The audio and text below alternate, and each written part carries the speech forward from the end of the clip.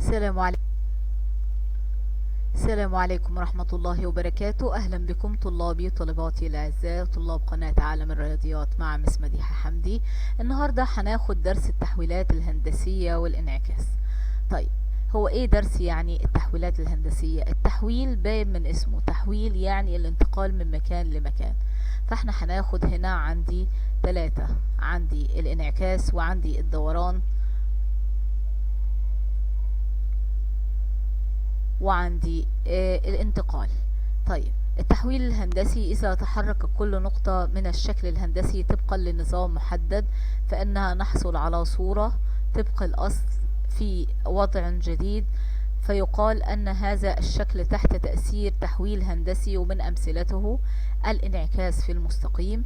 الانعكاس كده زي أكني أنت واقف قصاد مراية، فأنت بتشوف صورتك بالظبط قصاد المراية دي، تمام كده. فالانعكاس في المستقيم هو تكوين صورة معكوسة للشكل عبر خط يسمى محور الانعكاس.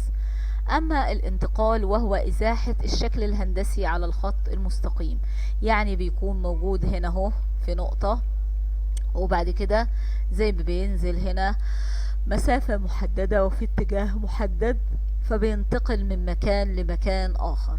أما الدوران هو عبارة عن تدوير الشكل، يعني أنا عندي الشكل هنا، شكل اف هنا اهو معدول، بعد كده زي أكنه نايم، يعني هو عبارة عن تدوير الشكل حول نقطة تسمى مركز الدوران بزاوية قياسها محدد واتجاه محدد. طيب، ايه بيفيدنا في الحياة الانعكاس؟ بيفيدنا في الحياة بان احنا ازاي نستخدم التحويل الهندسي ده، الانعكاس والدوران، اثناء تصميم الديكور والدهانات الزخرفية وورق الحائط.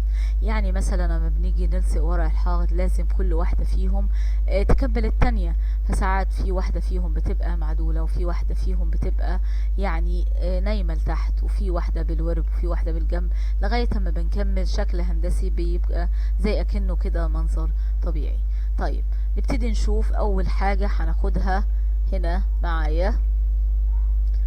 اولا الانعكاس في محور الاحداثيات. طيب، يعني ايه الانعكاس في محور الاحداثيات؟ عندي الانعكاس في محور الاعكاسيات وهو عبارة عن النقطة وصورتها بالانعكاس في مستقيم تكونان على بعدين متساويين من هذا المستقيم، والذي يسمى محور الانعكاس. احنا عارفين ادي طبعا شبكة الاحداثيات عندنا، تمام. ده هنا محور واي، وده هنا محور اكس. الاكس ده افقي، تمام، والواي ده هنا رأسي. فما نقول الانعكاس في المحور اكس، ده معناته ان الانعكاس اللي احنا هنعمله بيكون موازي هنا للمحور واي. زي ما احنا شايفين الايه بقيت هنا ايه شرطة بنفس المسافة، ادي 1 2 3، بقيت هنا 1 2 3، ولكن هنا موازي للمحور واي. العكس بقى في المحور واي، تمام، بيكون موازي هنا للمحور اكس، تمام. يبقى نستنتج هنا الانعكاس A X و Y بالانعكاس في X، ساعتها احنا بنثبت الاكس وبنخلي هنا الواي بالسالب. يعني مثلا مثال، النقطة عندي 2 و3 بالانعكاس في المحور X هي عبارة عن، هنثبت طبعا الاكس زي ما هي، مش هنغير فيها حاجة، لكن هنغير الواي هنا، هنخليها هنا بالسالب زي ما انتم شايفين كده. طيب، بالنسبة للانعكاس في المحور واي قلنا هو بيمثل مستقيم يوازي محور الاكس، ساعتها هيبقى العكس. ساعتها انا هغير في الاكس هتبقى سالب اكس، والواي عندي هتبقى زي ما هي، زي ما احنا بنعمل سالب 4 و1 بالانعكاس في المحور واي. يبقى انا هغير الاكس، فالاكس هنا بدل ما عندي سالب 4 بقيت عندي موجب 4. ما هو التغيير مش بيبقى سالب وبس، السالب هنا بيبقى موجب والموجب بيبقى سالب. مادام هنا في الواي بتبقى ثابته زي ما هي. طيب، بالنسبه للشكل اللي قدامنا او للرسمه اللي قدامنا، مثال هنا بيقول المثال ده، بيقول هنا ارسم صورة المستقيم، ارسم صورة متوازي الأضلاع الذي رؤوسه A 1 1 والبي 4 1، وهنا عندي الدي 0 و3 او السي 3 و3 بالانعكاس في الاكس والواي. طيب، مثال زي كده لازم طبعا احنا بنعمل الانعكاسات او بنرسمه في المبدأ شبكة الإحداثيات، وبعد كده بنعمل له هنا الانعكاس بتاعنا. فاحنا لو جبنا هنا ده فوق شوية، تمام، هنبتدي هنا نعمل شبكة الإحداثيات بتاعتنا، وهنحط الرؤوس ونعمل هنا الانعكاسات هنا في المسودة عندنا. طيب هنبدأ أول شيء إن احنا هنجيب هنا شبكة الإحداثيات. أول شيء أنا هجيب هنا شبكة الإحداثيات الموجودة عندي، تمام. هنجيب الشبكة الإحداثيات، تمام كده. أول شيء طبعا هنا احنا هنجيب الشبكة نكبرها هنا شوية علشان خاطر تشمل الأرقام الموجودة، تمام. هي كده تمام. هنبتدي بقى ان احنا نرسم اول شيء الحاجات اللي هي موجودة في الاساس عندي، وهي النقاط الاساسية الايه اللي هو 1 1. ادي 1 وهنطلع 1. عندي كمان 4 و1. ادي البي 4 و1 4 وهنطلع ال1، تمام. يبقى هنا دي هنسميها ايه، تمام، النقطة A، وهنا النقطة B. طيب هنجيب هنا كمان نقطة تانية وهي النقطة C، هتبقى عبارة عن 3 و3 ف3، وانا هطلع هنا لل3 3 وهطلع 3. والنقطة عندي هنا دي اللي هي 0 و3 0، وانا هطلع هنا لل3، تمام. بكده هنوصل الخطوط ببعض. خط ده هنا اهو،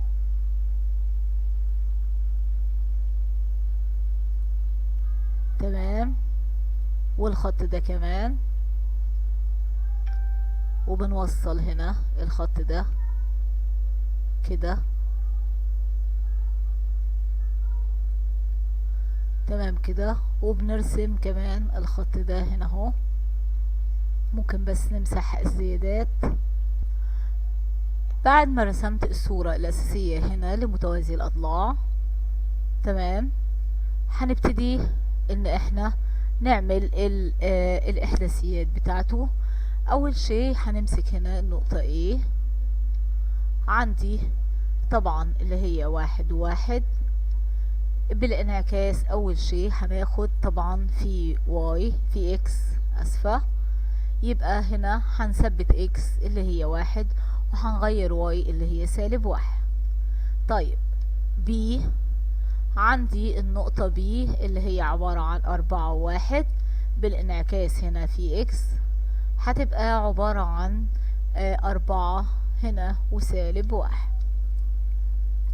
السي كذلك المثل 3 و3، فهتبقى بإكس هتبقى 3 عندي و3. والدي عندي أيضا ب0 و3، هنثبت الإكس اللي هي الصفر وهنغير 3 هنخليها هنا -3. طيب ده هنا الانعكاس الأولاني. هنأخذ خط كده ونعمل هنا الانعكاس الآخر، تمام. الانعكاس في المحور واي. لو انا قلت برضو ايضا A عندي 1 و1، لو عملت في الانعكاس في واي يبقى ساعتها انا هغير الاكس -1 وهتبقى 1. لو عملت هنا B هتبقى هنا 4 و1 بالانعكاس في واي، هتبقى عندي هنا هنثبت عندي هنا الأربعة أسفة هتتغير عشان بنعكس في واي، والواحد هيفضل زي ما هو. السي 3 و3 برضو في واي هتبقى هنا -3 و3. آخر واحدة عندي اللي هي دي، تمام، اللي هي 0 و3. فهنغير طبعا في الإكس هتبقى 0 زي ما هي، والتلاتة ده برضو هتبقى زي ما هي. هنبتدي هنا نمثلهم. هنا هنقول واحد وسالب واحد، فانا لو عملت واحد هتبقى سالب واحد هنا اهو عندي النقطة دي. طيب لو عملت هنا أربعة وسالب واحد يبقى أربعة هنا وسالب واحد أيضا عند النقطة دي. تمام. لو عملت هنا تلاتة وسالب تلاتة هعمل تلاتة وهنزل تحت هنا سالب تلاتة. طيب لو عملت هنا صفر وسالب تلاتة، صفر وسالب تلاتة يعني معناته انه النقطة هتبقى هنا على السالب تلاتة. طيب هنبتدي احنا نوصلهم طبعا ببعض عشان هيدوني هنا متوازي اخر. تمام. وهنعمل الانعكاس بتاع الواي. هنعمل عندي هنا سالب واحد وواحد يبقى هنطلع هنا فوق. وهنعمل كمان هنا لو غيرنا اللون، نغير اللون بس علشان خاطر يبقى فيه اختلاف، خلي الاخضر. سالب أربعة وواحد، هنا سالب أربعة وهنطلع عندي هنا اهو الواحد. عندي سالب تلاتة وتلاتة، سالب تلاتة وهطلع هنا عندي التلاتة. وعندي هنا صفر وتلاتة، ادي صفر وتلاتة على نفس النقطة دي. بنيجي هنا هنوصل دي هنا، وبعد كده هنوصل ديت هنا. تمام. ونوصل دي بدي، ونوصل هنا دي هنا بدي. يبقى انا كده عملت الانعكاس في المحور اكس والانعكاس في المحور واي. وزي ما انتم شايفين الانعكاس في المحور واي هنا بيوازي الاكس، والانعكاس في المحور اكس هنا بيوازي الواي. تمام كده. يبقى احنا كده خلصنا هنا من المسألة. ننتقل هنا على نقطة تانية. هنا معانا اول مثال في التحويلات الهندسية. نشاط رقم واحد، لاحظ واكتب ملاحظاتك بالتعاون مع زميلك الذي بجانبك، ثم يقوم المعلم بمناقشة هذه الملاحظات. فطبعا احنا قلنا كل الملاحظات الخاصة بالانعكاس، وقلنا هو عبارة عن صورة تماما طبق الاصل من المرسوم زي ما انتم شايفين اهي المباني قدامنا. هننتقل هنا طبعا ده نشاط بسيط. هننتقل للنشاط الثاني وهو رحلة إلى التحويلات. ادي هنا الأصل مرسوم عندنا، وادي هنا الصورة، وهنا الأصل، وعندي هنا الصورة، وده هنا الأصل، وهنا عندي الصورة. طيب النشاط ده خاص بإيه أو عايز يورينا إيه؟ عايز يورينا إن هنا الانعكاس بيبقى صورة طبق الأصل من الأصل التام. تمام. ننتقل هنا للواجب المنزلي. بيقول ارسم المثلث الذي رؤوسه A بواحد واتنين، و B بأربعة وخمسة، و C بخمسة وواحد، ثم أوجد صورته بالانعكاس في Y في الإكس وهنا في الواي. طبعا كل الأمثلة دي سواء المثال الأول أو التاني أو التالت أو الرابع أو الخامس احنا عايزين هننقلهم هنا على البورد، لأنه ما ينفعش إن احنا نحلهم هنا لأنه محتاجين مساحة كبيرة. وأول سؤال عندي بيقول ارسم المثلث الذي رؤوسه A و B و C. ال A بواحد واتنين، وال B بأربعة وخمسة، وال C بخمسة وواحد. بعد كده هنرسم الانعكاسات. هنطلع هنا المستوى الإحداثي، طلعنا هنا مع بعض المستوى الإحداثي. تمام. هنبتدي بعد كده نعمل النقاط اللي تعمل لي هنا المثلث. واحد واتنين، ادي واحد وطلعنا هنا عند الاتنين. عندي هنا أربعة وخمسة، ادي أربعة وطلعنا هنا الخمسة. وهنا عندي خمسة وواحد، يبقى هنا كده خمسة وواحد. هنبتدي نوصل النقاط كده. احنا عملنا المثلث الأصل. تمام.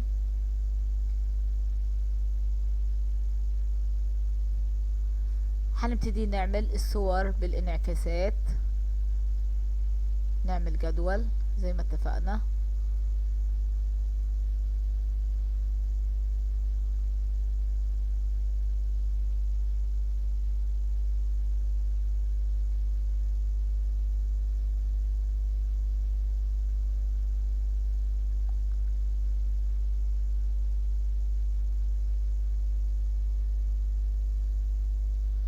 ادي الاصل.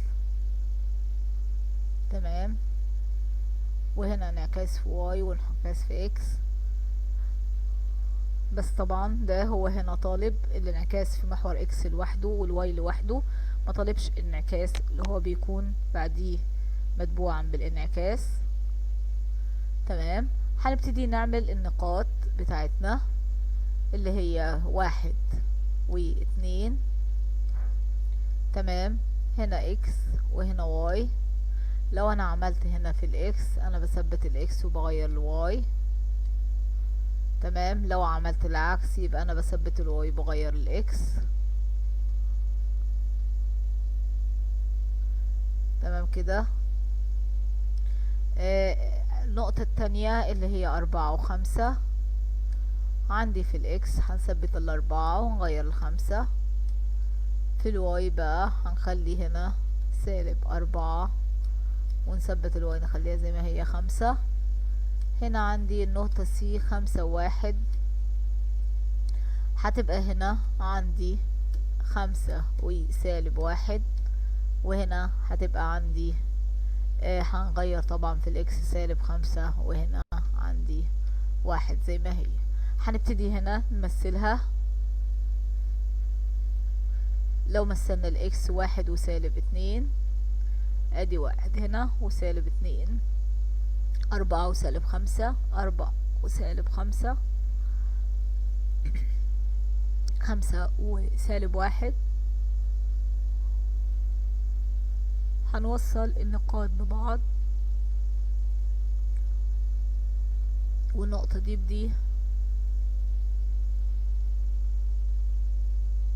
ودي هنا هنغير اللون نخليه مثلا لون ازرق. هنعمل هنا عندي -1 و2، عندي -4 و5،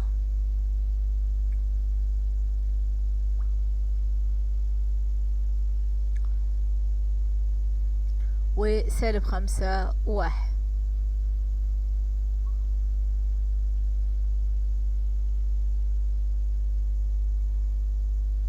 هنوصل هنا ببعض. تمام. ودي بيطلع لي صورة هنا طبق الاصل منه لان ده انعكاس. تمام. وقدرت انا اعمل هنا الصورتين. ننتقل هنا للسؤال اللي بعده، السؤال التاني.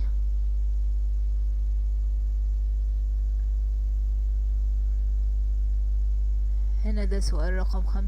هنرسم المثلث طبعا الاساسي -1 و2، وهنا 4 و2،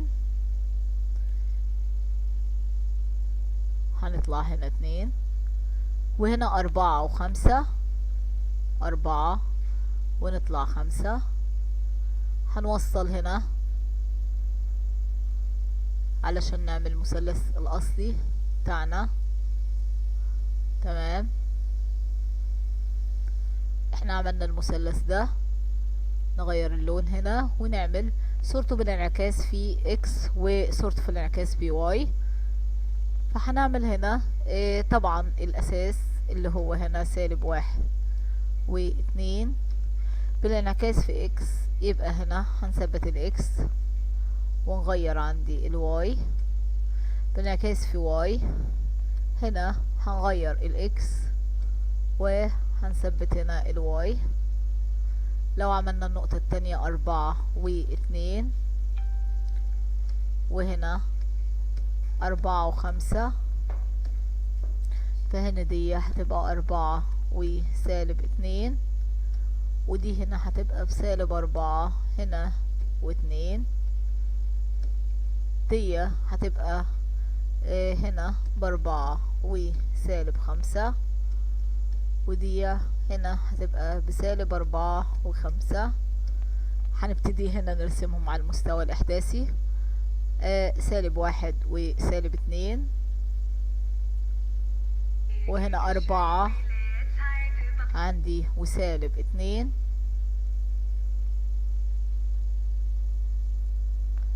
والنقطة الأخيرة عندي 4 وسالب 5. هنوصل هنا المثلث، واخر واحد عندي لو عملناه وليكن هنا بالازرق 1 و2،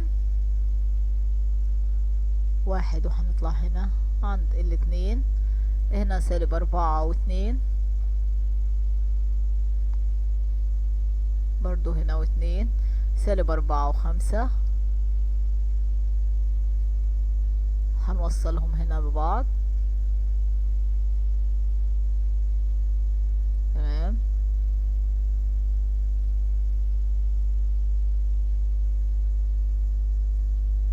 بكده انا قدرت اعمل الانعكاسات ليهم كلهم. هننتقل للسؤال هنا. بيقول ارسم المثلث الذي رؤوسه سالب 1 و1 و2 3 و1 0 و4 ثم اوجد صورته بالانعكاس في المحور اكس. هنا طالب محور واحد مني بس، مش طالب هنا المحورين.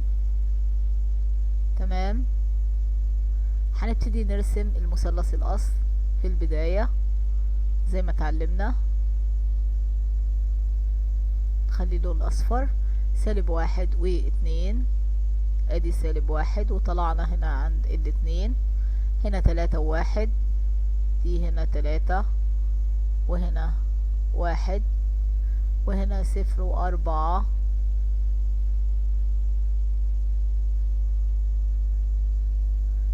تمام.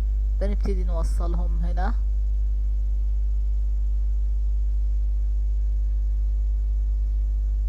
هنا هنبتدي نعمل صورته بالنسبة لإكس. لو أنا عملت هنا بالنسبة لإكس يبقى هنا عندي الA سالب 1 و2. لو أنا عملته هنا في الإكس هنقول سالب 1 وسالب 2. لو أنا عملت الB اللي هو 3 و1 هيبقى عندي في الإكس هتبقى عندي 3 وسالب 1. لو أنا عندي هنا في الC 0 و4 هتبقى عندي هنا في الإكس 0 وسالب 4. هنبتدي هنا نمثله على المستوى الإحداثي. اختار اللون ده. تمام. سالب 1 وسالب 2 سالب 1 هنا وسالب 2 3 وسالب 1 وهنا 0 و4 سالب 4.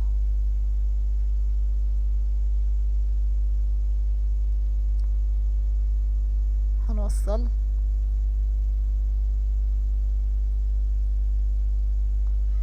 كده. انا عملت الانعكاس لهنا في الاكس. تمام. يبقى انا كده قدرت ان انا اخلص حل هنا الواجب المنزلي والاداء الصفي بتاع هنا التحويلات الهندسية اللي هو الانعكاس. ارجو ان حبايبي يكونوا فهموا شرح الدرس. شيروا بقى لزمايلكم علشان خاطر يستفيدوا زيكم. تمام. واللايك الحلو المس والاشتراك طبعا علشان خاطر يوصل لكم كل جديد.